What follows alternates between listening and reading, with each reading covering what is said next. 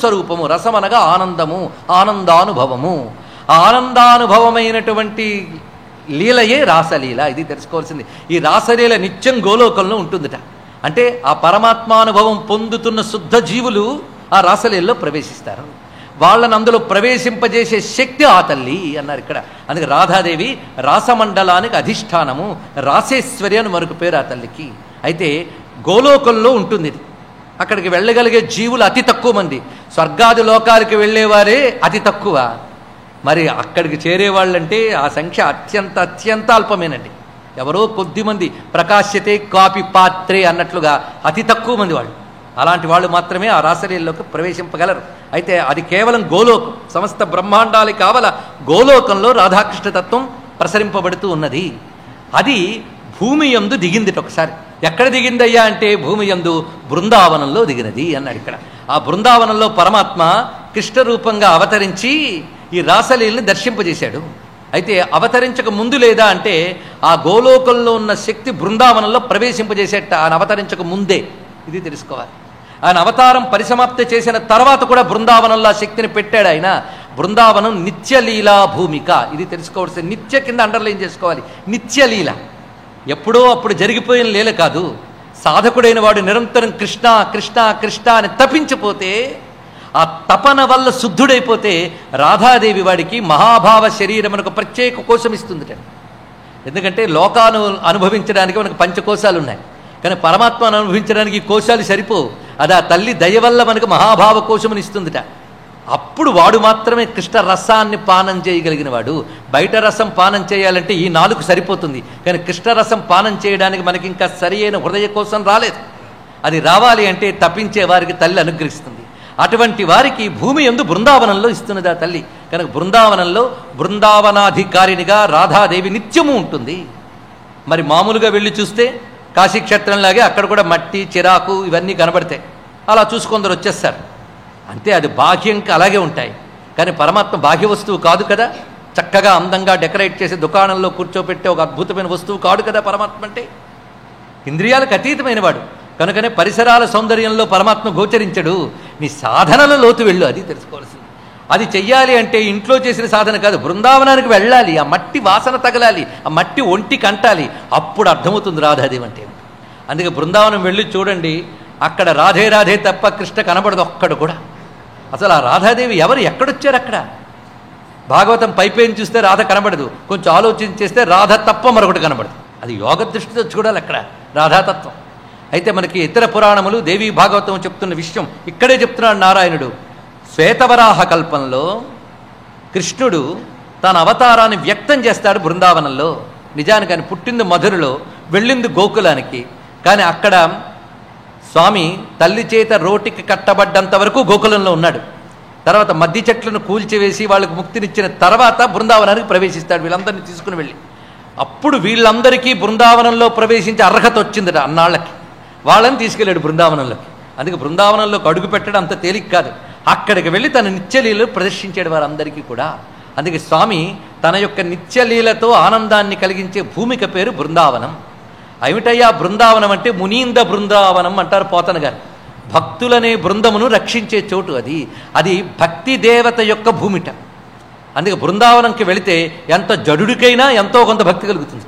కొంతకాలం సాధన చేస్తే ఆ జడత్వం పోయి భక్తి బలపడుతుంది. ఆ భక్తి దేవత అనగా ప్రేమ దేవత ఆవిడే బృందావన అధికారిని, బృందావనేశ్వరి రాధాదేవి. అక్కడ ఆవిడ రాణి. అయితే అక్కడ రాధానామం తప్ప మరొకటి కనబడదుట. నిజానికి రాధాదేవి బృందావనంలో ఆ రోజుల్లో ఒక చాటింపు వేసిందిటండి. ఏమనంటే, నాకు కృష్ణుడంటే ఇష్టం గనక అందరూ కృష్ణ కృష్ణ అంటూ ఉండండి అని చెప్పిందిట. అందరూ కృష్ణనామం అంటూ ఉన్నారు. ఒకసారి రాధాదేవి కృష్ణుడు కనబడక ఎక్కడున్నాడా అని వెళ్తూ ఉంటే యమునా నదీ తీరంలో ఒక చెట్టు కింద కూర్చుని రాధా రాధా రాధా అని రాధానామస్మరణ చేస్తూ కన్నుల ఆశ్రువులు రాల్చుతున్నట్టు కృష్ణుడు చూసింది. ఓహో, కృష్ణుడికి రాధానామం చాలా ఇష్టం అన్నమాట. కేవలం నాకేది ఇష్టమో అది ఉంచమని చెప్పాను బృందావనంలో. నా ఇష్టం ముఖ్యం కాదు, కృష్ణుడి ఇష్టమే ముఖ్యం. కృష్ణుడికి రాధానామం ఇష్టం కనుక ఇక్కడ నుంచి బృందావనం అందరూ రాధానామం అనండి అన్నమాట. ఎంత గొప్ప మాట అండి. అందుకే రాధాదేవి తత్వం అర్థం కావాలంటే ఒక జయదేవుడికి అర్థమవుతుంది, ఒక లీలాసుకుడికి అర్థమవుతుంది, ఒక నారాయణ తీర్థులకు అర్థమవుతుంది. నారాయణ తీర్థులకు కాశీక్షేత్రంలో కృష్ణుడు దర్శనం ఇచ్చాడు. కృష్ణ పరమాత్మ బహురూపాలతో ఆడుకున్నాడు ఆయనతో. కాశీక్షేత్రంలో ఆ మహానుభావుడు నారాయణ తీర్థుడు కృష్ణలీలా తరంగిణి రచించాడు. ఆయన తర్వాత బృందావనంలో దర్శనం చేశాడు. ఇవన్నీ తెలుసుకోవాల్సింది. అలాగే కాశీక్షేత్రంలో కేదార ఘట్టంలో రాధాకృష్ణ దర్శనం పొందినటువంటి మహానుభావుడు కరపాత్రి స్వామి వారు. ఆయన కాశీక్షేత్రంలో రాధాకృష్ణ దర్శన సిద్ధి పొందినటువంటి మహానుభావుడు మధుసూదన సరస్వతి. వీరందరూ చెప్పాలంటే రాధాకృష్ణ తత్వంలో ప్రవేశిస్తే ఇంకా వాళ్ళు తప్ప మరొకరు పట్టరు, ఏం చేస్తాం. అలాంటిది రాధాకృష్ణ తత్వం ఆ బృందావన భూమికలో నేడు ప్రకాశిస్తూ ఉన్నటువంటిది. అందుకే యోగులైన వారు బృందావనాన్ని చేరుకుని అంతర్ముఖులై ఎవరికి కానరాకుండా రాధాకృష్ణత్వంలో లీనమై ఉంటారు. అటువంటి భవ్యమైన బృందావన భూమికలో నేటికి ఉన్నది. కానీ పరమాత్మ ఎప్పుడైతే అవతరించి ఒక రూపంగా కనబడతాడో అప్పుడు రాధాదేవి కూడా వచ్చింది ఒక రూపంగా. ఎలా వచ్చిందంటే వృషభానుడు అనబడేటువంటి గోపరాజుకి కుమార్తెగా అవతరించింది ఆ తల్లి, వృషభాను నందిని అని. అందుకు వృషభానికి దులారి అంటారు. అతడు పరసాను పురము అనబడే ప్రాంతానికి గోపరాజుగా ఉండేవాడు. నందవ్రజానికి నందుడు గోపరాజు, పరసానుపురానికి వృషభానుడు గోపరాజు, ఇరువురు మిత్రులు. ఆ వృషభానుడికి ఒకానొక సమయంలో నారదులు వారు చెప్తాట, జగజ్జననైనటువంటి రాధాదేవి నీ కుమార్తెగా అవతరించనున్నది గనక నువ్వు సాధన చేయి, తపస్సు చేయని. అప్పుడు ఆ తపస్సు చేస్తూ ఉండగా స్వప్నంలో రాధాదేవి దర్శనమిచ్చి ఇక్కడ రావలనే ప్రాంతం ఉన్నది, అక్కడ ఒక కొలనులో నేను కనబడతాను అని చెప్పింది ఆ తల్లి. ఆ కొలనులో కమలంలో కనబడింది, అయోనిజ అని అర్థం అనబడింది. అప్పుడు ఈ వృషభాను ఏం చేశాడంటే సమస్తమైన పరివారంతో వెళ్ళి రావల్ కొలంలో కమలంలో కనబడిన రాధాదేవిని తీసుకొచ్చి పెద్ద ఉత్సవం చేశాడు. అమ్మాయి దొరికింది, పుట్టింది అని. ఆ తల్లి కళకళలాడుతోంది, కానీ కళ్ళు తెరవట్లేదండి. కళ్ళు మూసుకునుంది ఆ తల్లి, పసి తల్లి. అలాంటి ఆ తల్లిని ఉయ్యాల్లో పెట్టారు, కానీ ఆవిడ కళ బాగుంది, నవ్వుతోంది, అన్నీ ఉన్నాయి, కానీ కళ్ళు తెరవట్లేదు. పైగా నారదులు వారు చెప్పారు ఆవిడ అమ్మవారని. మరి ఏమిటి కళ్ళు తెరవట్లేదు, లోపల ఏదో కించు ఉన్నది, కానీ ఉత్సవం జరిగిపోతుంది. ఆ ఉత్సవానికి అందరూ వచ్చారట. అదేవిధంగా నందుడు యశోద వచ్చారు, వాళ్ళతో పాటు ఆయన వచ్చాడు పిల్లాడు. కృష్ణ పరమాత్మ యశోదమ్మ ఎత్తుకుని వచ్చింది తిన్నగా, వచ్చి ఉయ్యాల దగ్గరికి వచ్చి పిల్లని చూసి ముద్దాడేట నందుడు యశోదాదేవి. కృష్ణుడు కూడా చూసేట. కృష్ణుడిని అక్కడ దించి యశోదాదేవి వాళ్ళతో కలుసుకుంది. తిన్నగా ఉయ్యాల దగ్గరికి వెళ్ళి ఆ పిల్ల మీద చెయ్యి వేశాడు కృష్ణుడు. అప్పుడు కళ్ళు తెరిచిందిట. ఎందుకంటే నువ్వు కనబడే వరకు కళ్ళు తెరవను, నువ్వు కనబడితేనే కళ్ళు తెరుస్తాను, కృష్ణుడు కోసమే నా కళ్ళు తెరవాలి. అది ఆ తల్లి యొక్క తత్వం. అంటే కృష్ణుడు తప్ప అన్యము పట్టని మహాప్రేమ రూపిణి రాధాదేవి. ఆ రాధాదేవి తత్వం అంత దివ్యమైనది. అంతేకాదు, రాధ అనే 2 అక్షరాల్లో ఉన్న శక్తి వర్ణించాలంటే ఎవరి వల్ల కాదు. అనేక బీజాక్షరముల శక్తి దానిలో ఉన్నది. ఏ నియమాలు, ఏ పద్ధతులు దానికి లేవు. కేవలం ప్రేమ ఒక్కటే అర్హం. ప్రేమగా రాధానామాన్ని పలికితే ఆ హృదయంలోంచి కృష్ణతత్వం పొంగులు వారే పరమాత్మ యొక్క ఆనందం సముద్రమై ఉంటుంది. అటువంటి దివ్యమైన రాధాతత్వం అనంతం, అపూర్వం. అటువంటి దివ్యతత్వము ఆ పరాశక్తి అయినటువంటి రాధాదేవి. ఇది అమ్మవారి యొక్క 5 రూపాల్లో పరమమైనటువంటిది. ఇది కేవలం ప్రేమానంద రూపము, సచ్చిదానంద రూపము, గోలోకములో నిత్యం ఉండేటువంటి తల్లి. ఈ తల్లికి రాధా అనే నామమే మంత్రమయ్యా, మనకి ఇంకేం కావాలి. అంతేకాదు, పరమాత్మ ఒక మాట అంటాడు, శ్రీకృష్ణ అనంటే నిన్ను నన్ను కలిపి అన్నట్లే అన్నాడండి. గొప్ప మాట. శ్రీ అంటే నువ్వే అన్నాడు. ఇక్కడ శ్రీ అనగా రాధాదేవి. అందుకే మనం ఇప్పటికీ కూడా బృందావనానికి వెళితే అమ్మవారిని శ్రీజీ అని పిలుస్తారండి, శ్రీజీ అని. అది శ్రీజీ అంటే రాధాదేవి. శ్రీకృష్ణ అన్నప్పుడు రాధాకృష్ణ అనే భావన కలగాలి. అంతేకాదు, రాధా అనే నామంలో ఏదో దివ్యమైన శక్తి ఉన్నది. రాధ్నోతి సకలాన్ కామాన్ తస్మాత్ రాధేతి కీర్తిత అని దేవి భాగవతం చెప్తున్న నిర్వచనం. అన్ని కోరికల్ని తీర్చే తల్లి గనక రాధాదేవి. ఈ నిర్వచనం చాలా మందికి నచ్చుంటుంది మిగిలిన వాటికంటే. ఏమిటి? రాధ్నోతి సకలాన్ కామాన్, అన్ని కోరికల్ని తీర్చేస్తుంది అని. కానీ ఇందులో ఋషి చెప్తున్న భావం చూడండి, అన్ని కోరికలు ఎప్పుడైనా తీరుతాయా? నా కోరికలన్నీ తీరిపోయాయండి అని ఒక్కడిని చెప్పమనండి. కోరికలు ఏవి తీరవు. ప్రస్తుతానికి ఒక కోరిక కనబడుతుంది, తీరట్లేదు కనుక అది ఒక్కటి తీరితే చాలండి అంటాడు. తీరేక మరొకటి వస్తుంటుంది. తీరేక రావడం ఏంటి? తీరకుండానే వస్తుంది. ఏం చేస్తాం? కనుక కోరికలన్నీ తీరడం అనేది ఎప్పుడు సాధ్యం కాదండి. కోరికను దాటాల్సిందే తప్ప కోరికను తీర్చుకోలేము, తీరదది. కోరికలన్నీ తీరిపోవడం అంటే మరి కోరిక అనేది లేని స్థితి రావడం అని అర్థం. కోరిక అనేది లేని స్థితి అంటే కొరత ఉంటే కోరిక ఉంటుంది. పాత్రలో ఖాళీ ఉంటే నీళ్లు పోస్తాం, కానీ నిండు పాత్రలో నీళ్లు పోస్తాడా ఎవడైనా? కనుకనే కొరత కలిగిన హృదయంలో కోరిక గలగల్లాడుతూ ఉంటుంది. పూర్ణమైన హృదయంలో కోరికల ఘోష ఉండదు, శాంతమే ఉంటుంది. కనుకని నిండు కుండ లాంటి పూర్ణ బ్రహ్మతత్వం ఎక్కడుంటుందో అదే కావాలి. అందుకే కోరికలన్నీ తీరిపోయిన స్థితి అంటే ఏ కొరత లేని స్థితి, ఏ కోరిక లేని పరిపూర్ణ అఖండ ఆనంద స్థితి. ఆ స్థితిని ఇవ్వగలిగే తల్లి గనక రాధా అని పేరు పెట్టారు. రాధ్నోతి సకలాన్ కామాన్ తస్మాత్ రాధేతి కీర్తిత. ఇది అయితే ఈ రాధాతత్వాన్ని ఒక్కసారి పరిశీలన చేస్తే ఇంకా వెళ్ళిపోతుంది, మొత్తం రాధ తప్ప మరొకటి పట్టదు. ఎందుకు ఇలా జరిగింది అంటే బ్రహ్మవివర్త పురాణంలో రాధాతత్వం చాలా విస్తారంగా చెప్పారు. దేవీ భాగవతంలో కొన్ని అధ్యాయాలు రాధ గురించి చెప్పారు. అంతానంత స్వరూపములతో అలరునదే రాధ, స్వాంతస్థయునై సంయమి వరులకు సత్య సుఖద రాధ, కృష్ణ ప్రియ శ్రీ కృష్ణ హృదంతర కృష్ణ కృష్ణ రాధ, కృష్ణారాధన తత్పర సతతాకృష్ణ కృష్ణ రాధ, నిలువని నడువని లలిశయ నింపని నిర్గుణి నిష్కృజుని చలితుని ఎట్టుల దోపగ చేయును స్వత్మశక్తి విభుని అని మా నాన్నగారు రాధాతత్వం గురించి రచించినటువంటి కొన్ని వాక్యాలు. అది రాధాతత్వం, అంత దివ్యమైనటువంటిది. ఆ రాధాదేవి అమ్మవారి యొక్క 5వ శక్తిగా చెప్పారు. ప్రేమానంద స్వరూపిణి రాధాదేవి అని విషయం చెప్తూ పరమాహ్లాద రూపాచ సంతోష హర్ష రూపిణి, ఇది ఇక్కడ దీన్నే మనం ఇంతవరకు వివరించుకున్నాం. గోలోకవాసిని దేవి గోపీ వేష విధాయిక, ఈవిడెప్పుడు గోపీ వేషంతో ఉంటుందట.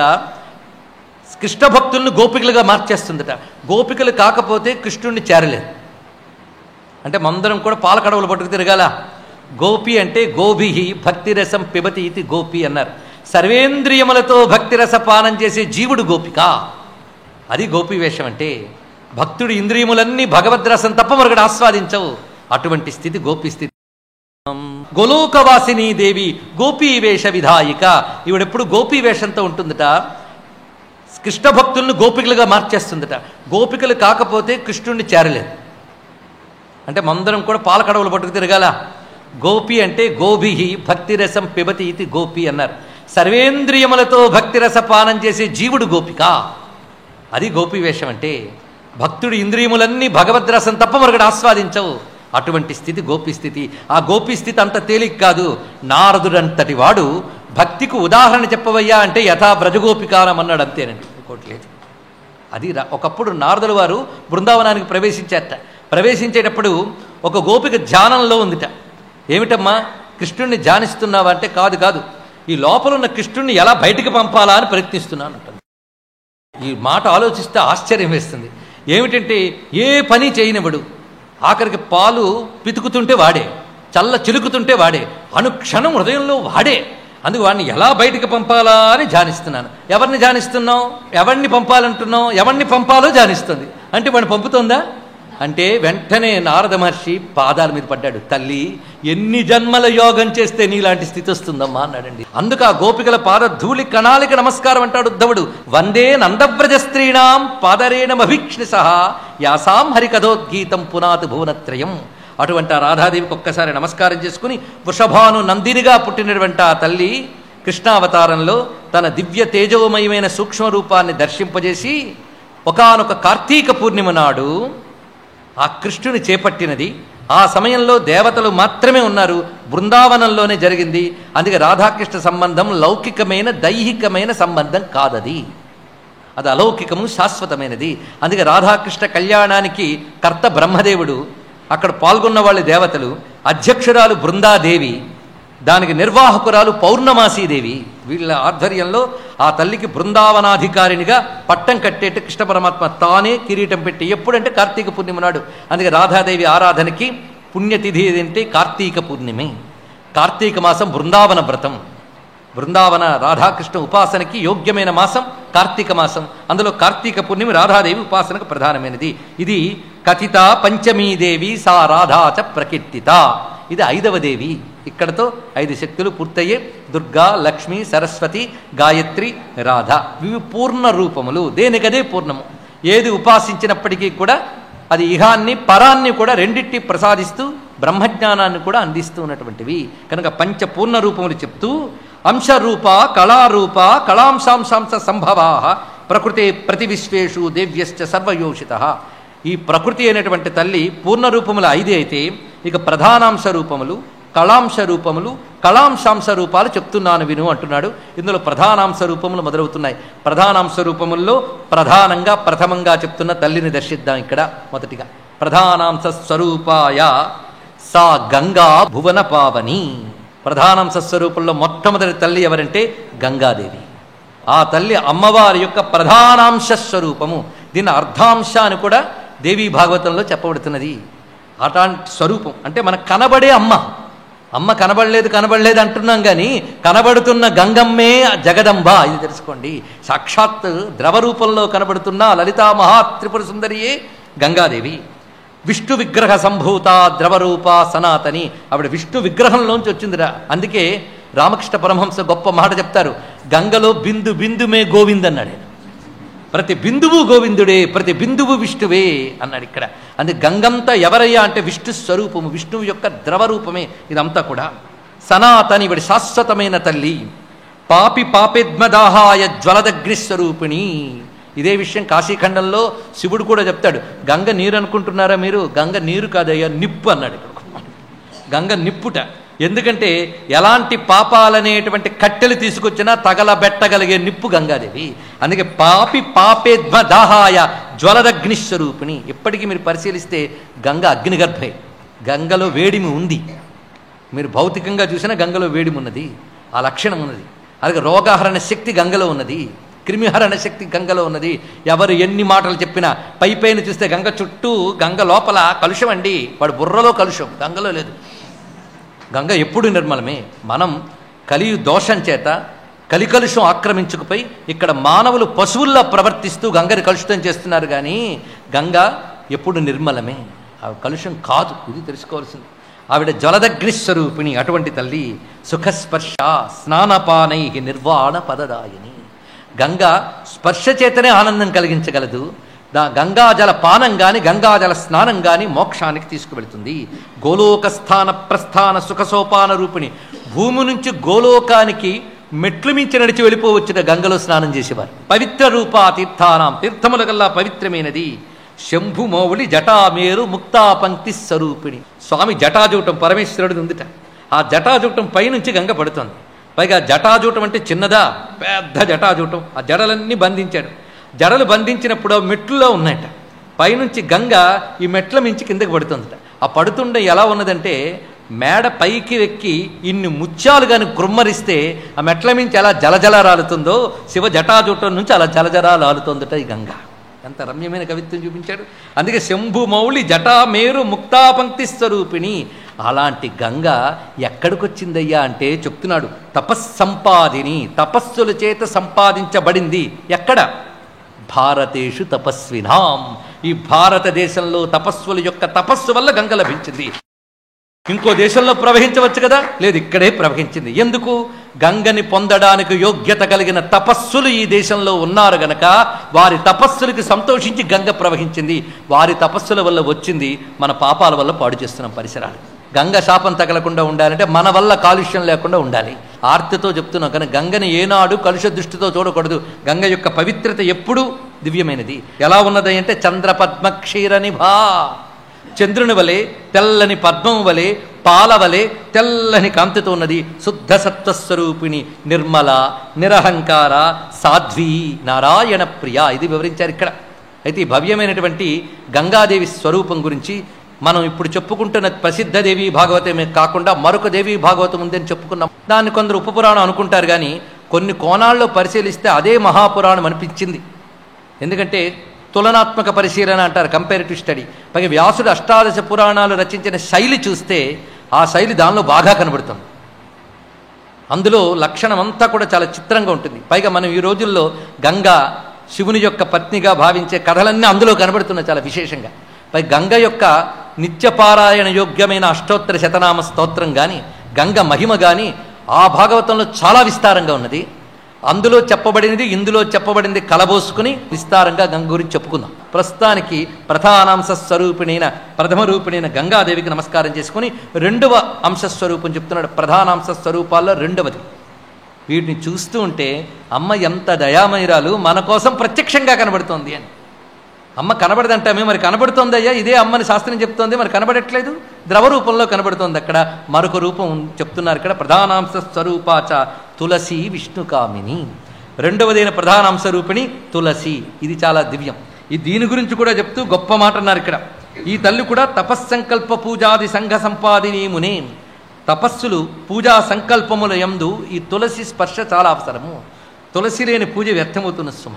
పైగా సారభూతాచ పుష్పానాం, పుష్పసారము తులసి. ఇది గొప్ప మాట.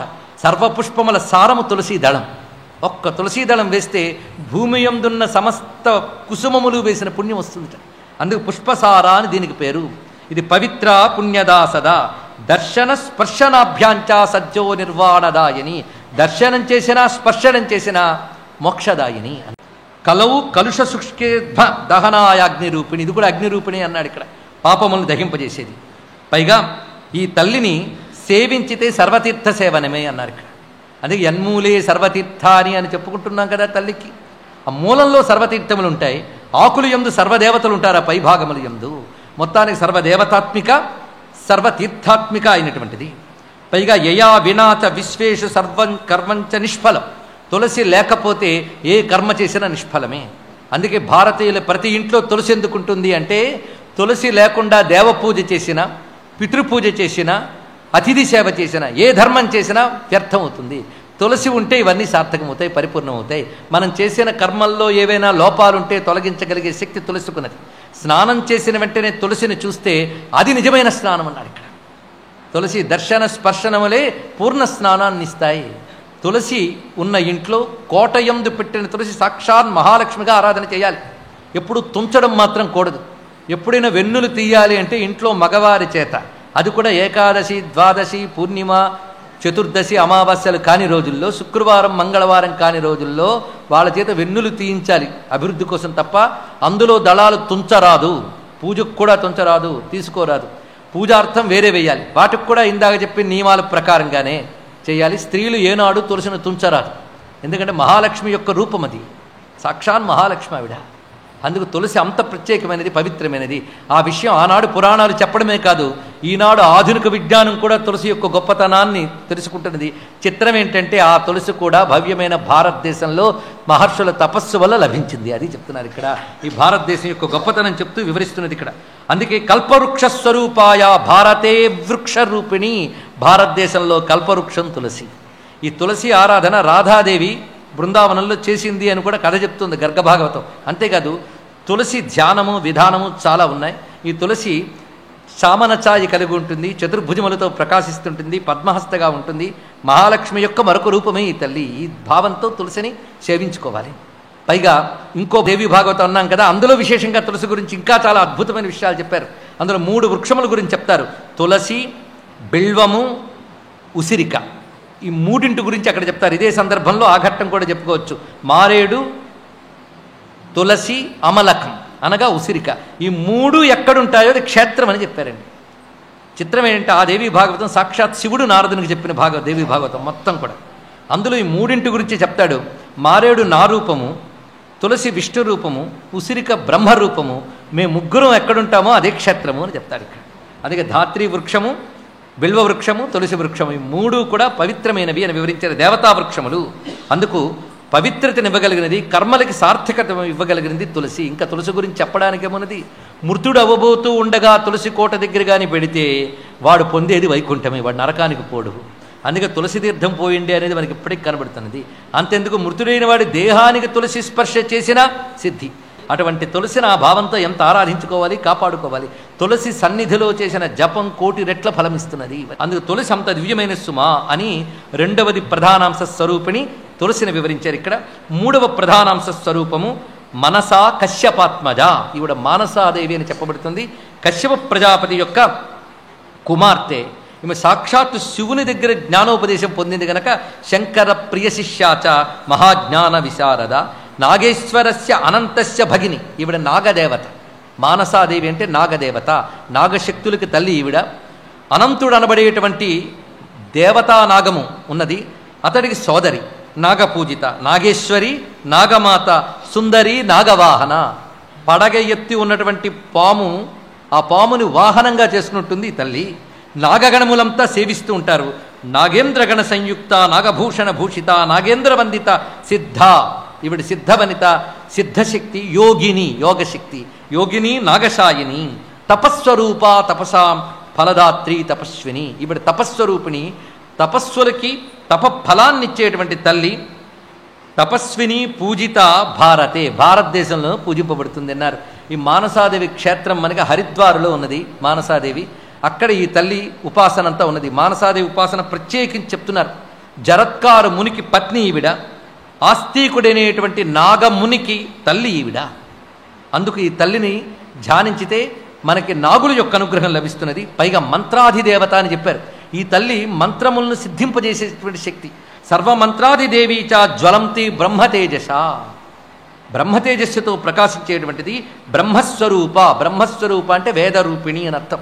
బ్రహ్మభావన తత్పర జరత్కారముని పత్ని కృష్ణాంశస్య పతివ్రత, కృష్ణాంశతో పుట్టిన జరత్కారమునికి ఈవిడ పత్నిట.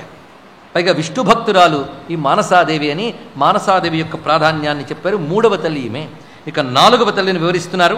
ప్రధానాంశ స్వరూపాయ దేవసేనా చ నారద మాతృకాసు పూజ్యతమాసా షష్ఠీ చ ప్రకీర్తిత. ఇక్కడ 4వ తల్లి షష్ఠీదేవి. ఈ తల్లి దేవసేన అని కూడా చెప్పబడుతున్నది.